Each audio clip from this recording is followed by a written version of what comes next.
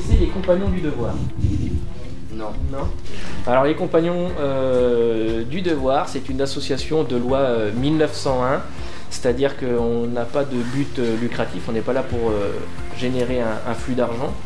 On est reconnu d'utilité publique et on fait partie de la conférence des grandes écoles. Donc voilà un peu pour situer la chose. Les Compagnons du Devoir, c'est une association qui permet à des jeunes de vouloir se former. Donc parmi les 29 métiers que l'on a vus ce matin, 6 filières différentes. On s'appuie sur le voyage pour former ces jeunes-là. Donc une fois qu'ils ont fait leur formation initiale, ils peuvent partir sur le Tour de France. Donc en fonction du métier, ils vont voyager 1 an ou 6 mois, ils vont changer de ville.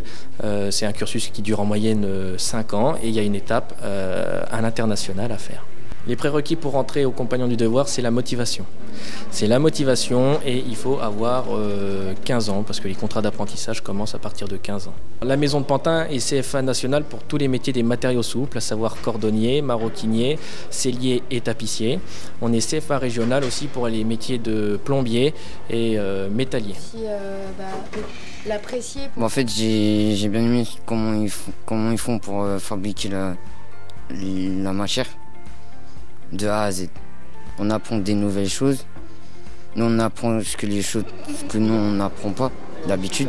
Je suis en alternance chez Louis Vuitton et du coup au sein des Compagnons du Devoir. Ce que ça m'apporte, c'est premièrement un CAP en 1 an du coup. La possibilité de partir sur le Tour de France également après. Et au niveau de Louis Vuitton, ça m'apporte une possibilité d'embauche derrière. Une possibilité d'être pris dans les bureaux de prototypage. Beaucoup de choses. Ce qui me plaît particulièrement dans le métier de maroquinier, c'est le rapport à la matière. C'est qu'on va vraiment produire une pièce de A à Z, prendre un cuir tanné, concevoir une pièce, faire des gabarits, donc c'est le patronage, puis découper nos pièces, les refendre, donc tailler dans l'épaisseur, les parer, faire des biseaux sur les côtés, les assembler, les coudre, finir les tranches, etc. Jusqu'à pouvoir avoir une pièce finie. La formation, elle est en alternance. Donc déjà, c'est un système qui permet d'apprendre notamment en école, mais aussi en entreprise. Donc c'est la réalité du marché. Donc ça permet de vraiment appréhender le monde du travail, la rentabilité, la qualité. Voilà, donc déjà ça c'est très important. Et aussi, on a tendance à quand même beaucoup pousser la formation. Donc on ne se contente pas de leur laisser un CAP à la fin de l'année. C'est vraiment l'objectif, c'est qu'ils rentrent dans le monde du travail et qu'ils aient un boulot en sortant de la formation.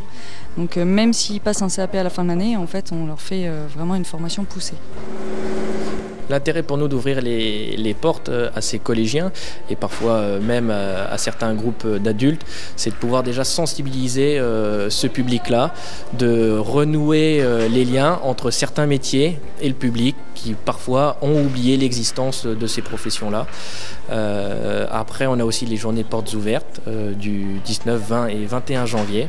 Ça nous permet d'ouvrir nos portes pour que le public puisse venir dans nos maisons, faire connaissance avec ces métiers-là et de sensibiliser vraiment les jeunes et parfois même de réveiller des vocations.